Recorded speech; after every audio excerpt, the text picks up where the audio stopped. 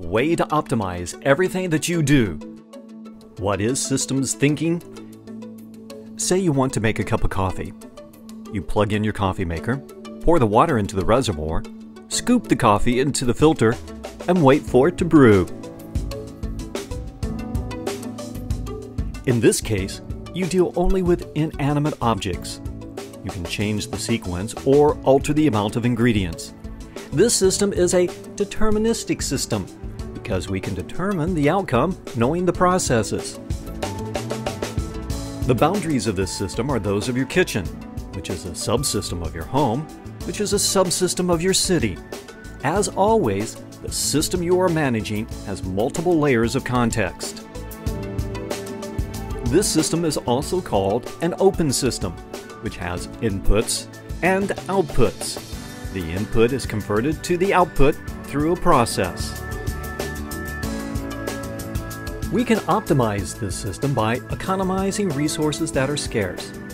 If time is the scarce resource, your first action might be to plug in the coffee maker, because you notice that warming up the coffee maker takes longer than the other task. Project managers call these tasks critical path tasks. When economizing on time, these tasks are completed first. As the manager of this system, you optimize the process through experiment and experience.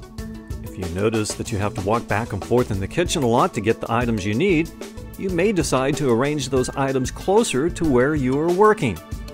In this way, you have identified a barrier. If you notice that your coffee maker takes too long to warm up, you invest in a better one. In this way, you improve a tool. As the names apply, tools help the process go forward, barriers hold the process back. You designed the system for maximum manageability and value. A more manageable system is one that requires less intervention to achieve the desired benefits. You also regulate the system by controlling every step. At each step, you observe the output and then adjust the process as required. This is called a feedback loop.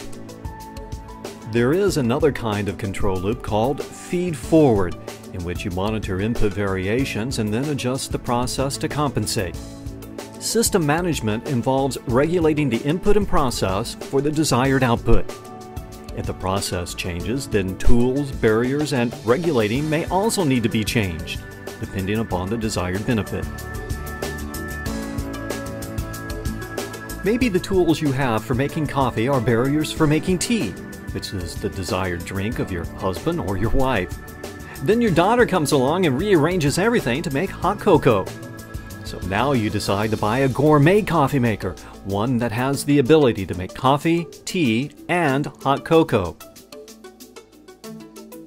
This means having a tool for multiple uses, which are inherently compromised.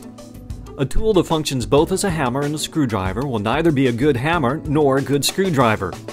In the case of the coffee maker, gourmet coffee makers are generally more expensive and limited to single cups. So what will it be? Separate tools for each duty or one tool to perform them all? Designing a system with one process is simple, but designing a system with multiple processes is an engineering challenge. Once an optimum design is found, you maintain that design for all future use. This means you are building a system structure, which is a stable parameter of the system. Because you are the beneficiary of that cup of coffee and you incur the cost, including ownership of the kitchen, you have the incentive to optimize the process for maximum value.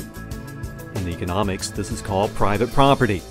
This is different than communal property or public property, where individuals do not own the property and thus have no incentive to optimize their systems. In managing public property, such as roads, we come together as sovereign individuals to form a society and elect representatives to manage the systems on our behalf. You've also established infrastructure through purchasing decisions. Your cup of coffee is made possible through a number of different companies located throughout the globe. Those companies profited whenever you purchased the coffee, and that allowed them to grow and expand. Consumers and producers choose the most profitable option. This is the basis of a free market economy. The key is choice. Choice is freedom. Now back to structure. Every system has structures, its stable parameters. Your kitchen has stable parameters that allow you to make that cup of coffee. But at the same time, they impose limitations on the process. For example, the walls of your kitchen and the arrangement of your cabinets and counters, they're all fixed. And you don't change them because, well, the cost is too great. But we cannot make cups of coffee by the millions in your kitchen. The structures of the system limit its capacity. There is only so much you can do to increase capacity. Beyond that, the structure must be redesigned.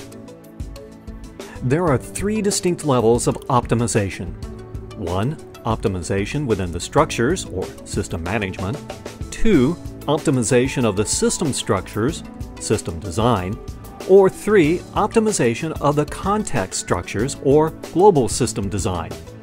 Regulating the process of making the cup of coffee is system management. Rearranging or replacing the tools is system design. Integrating with fellow citizens for a common supply of water, electricity, and sewage is global system design. You can control some structures more than others, which guides us to focus more on factors that are significant and within our sphere of influence. Would you like to learn more? Visit our website at powerfulmethods.com for innovative ideas on value creation, operational efficiencies, and competitive advantage. I hope during this discussion you enjoyed a cup of coffee. Oops, it's time to go to work.